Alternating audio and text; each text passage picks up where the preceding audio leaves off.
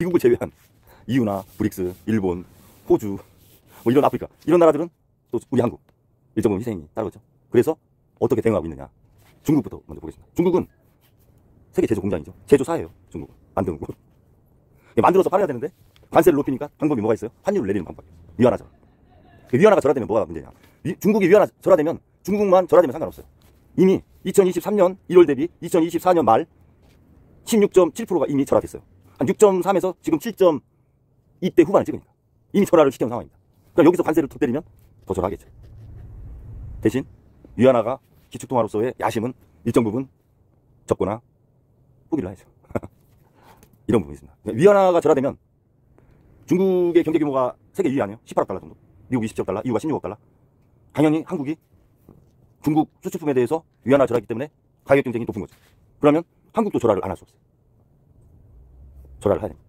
그러면 수출 경쟁력을 맞춘다고 해도 수입 물가는 오르게 돼 있어요. 그러면 물가 올라 인플레, 금리 인제 또 고금리 시대가 가는 이런 현상이 있는 겁니다. 중국이 위안화 절하가 한국한테는 쓰나미급으로 올 수 있다. 이 부분에 대한 대응이 또 필요하다는 생각이 들고요.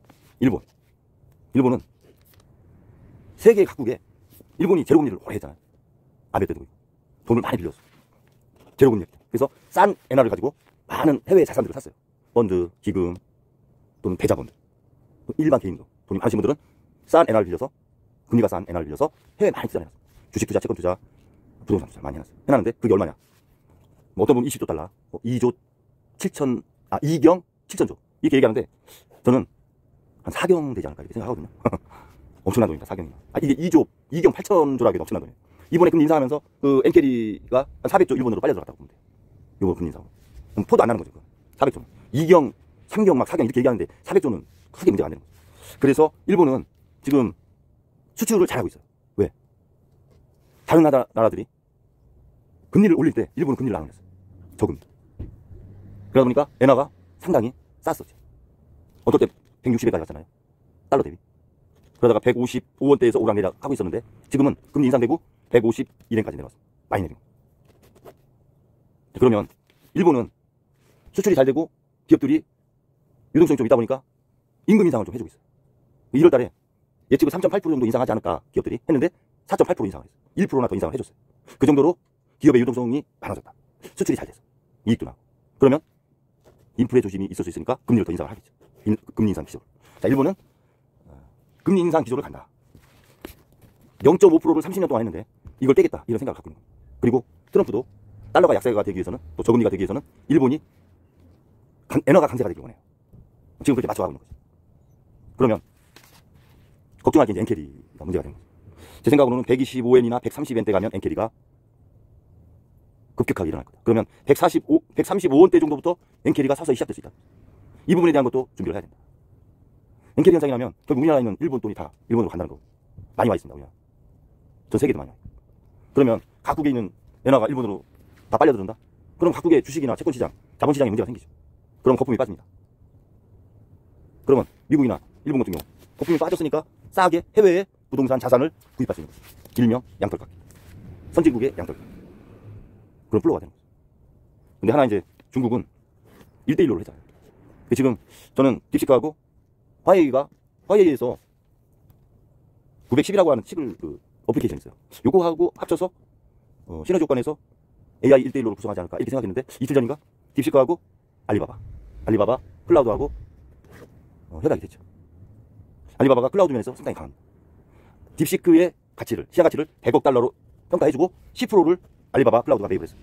10억 달러. 지분 10%를 이제 갖게 된 거죠. 그러면서 딥시크의 기술력과 알리바바의 클라우드를 활용을 해서 AI 시장을 선도하겠다. 이렇게 윤곽이 나온 겁니다. 그러니까 AI 1대1로.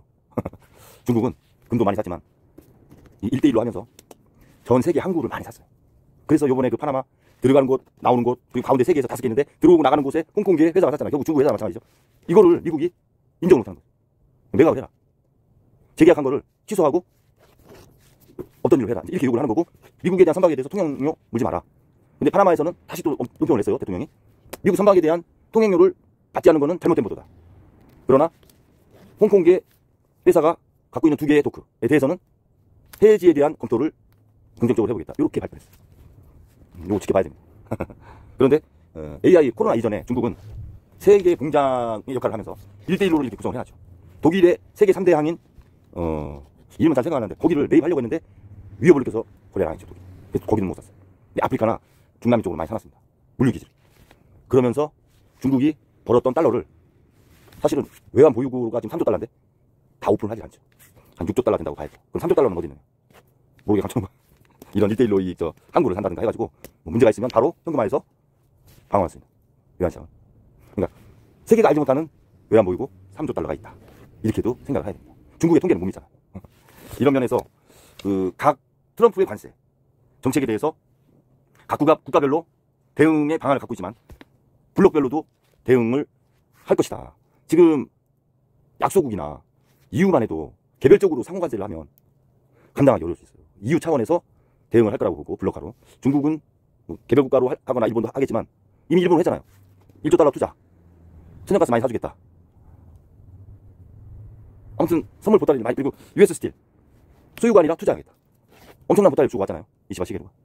이런 상황이니까. 그리고 거기다 스타게이트의 손정희가 700조 기금 마련하는 역할을 하는 거고. 일본하고 호흡을 같이 간다고 보면 되죠. 그래서 이게 그럼 한국은 어떻게 해야 되느냐. 단적인 상황이 나타났습니다. 이시바 시게루가 트럼프하고 만나서 선물 보따리 주는 날 우원식 국회의장은 누구 만났어요? 시진핑 만났어요. 만나서 무슨 얘기했어요? 올 연말에 있는 경주 에이펙에 참석을 좀 해달라 부탁을 했어요. 이 엇박자가 나는 거 아니야. 외교적인 면에서. 일본은 미국의 정책에 절대적인 맹목적이다시피 한 투자와 지원을 하고, 거기다가 트럼프가 원하는 엔고, 엔고 엔화 가치가 높은 쪽으로 금리 인상을 계획을 갖고 있고, 우리나라는 지금 최상호 권한대행이 전화통화 없었죠. 근데 뜬금없이 우원식 국회의장이 중국 가서, 물론 아시안게임 관련돼서 갔지만, 시진핑을 만나는 것까지는 그럴 수 있어요. 근데 SOS를 했죠. 그러면 미국과는, 아니 일본과는 스탠스가 좀 달라 보이잖아요. 트럼프 입장에서 볼 때. 그거는 약간 엇박자가 나는 거 아니야. 현 권한대행과 외교부 라인에서는 어떻게 생각을 하고 있는가는 잘 모르겠는데, 이런 부분도 조율을 좀 해야 된다, 행정부하고. 국회의장이 시진핑을 만나기 전에 행정부가 외교부가 어떠한 입장을 취하고 있는가를 한번 조율하고 만나는 형태로 갔어야 되지 않느냐. 그래도 아적인 여당인데. 그런 부분이 조금 아쉬운 부분이 있습니다. 그리고 일본은 주일미군 2배 올리겠다. 2027년까지. 중국가 다 줬어요. 일본은. 이런 상황에서 중국과 약간 우호적인 분위기로 가는 한국. 짚어봐야 될 부분이 있습니다.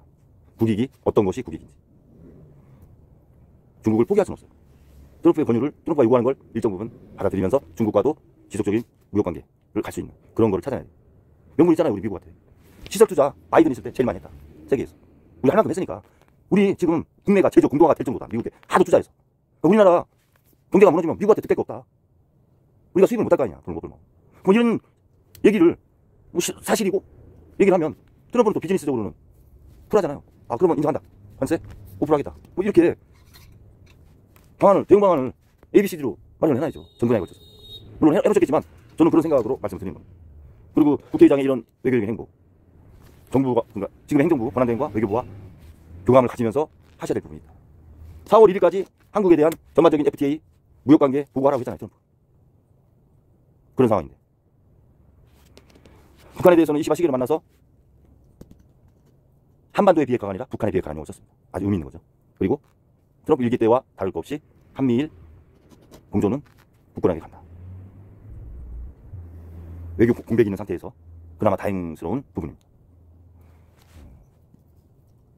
지금 아스팔트에서 보수가 많이 외치고 있죠. 근데 보수도 또 갈라졌어요. 종교 중심으로 아스팔트 시위를 하시는데 그 아스팔트 시위도 또 종교가 또 여의도와 광화문으로 갈라졌어요. 저는 한국 보수 왜 이러는지 모르겠어요. 일단 종교색을 띠는 시위를 한다는 것 자체도 문제가 있어요. 종교는 재정이 분리되는 게 맞습니다.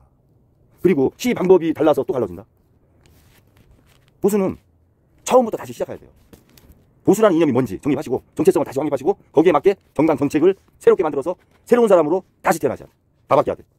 사람도 바뀌고 갖고 있는 정체성도 바뀌어야 돼. 보수가 아니야. 제가 볼 땐 그래. 너무 왜곡돼 있어 지금. 제가 보수를 객관적인 입장에서 이렇게 말씀드리는 거예요. 진보 진영도 마찬가지예요. 지금 개파로 또 지금 옥신각신 하시잖아요. 분열보다는 통합으로 가셔야 집권을 할 수 있다. 양비론을 펼치는 게 아니에요. 건전한 보수와 진보가 갈등이 아니라 다툼을 해가면서 정치를 발전시키라는 의미로 제가 그런 말씀드린 겁니다. 지금 이렇게 관세 정책으로 블록과 각 개별 국가별로 대응이 다 돼 있잖아. 우리나라 지금 제가 볼 때는 없어.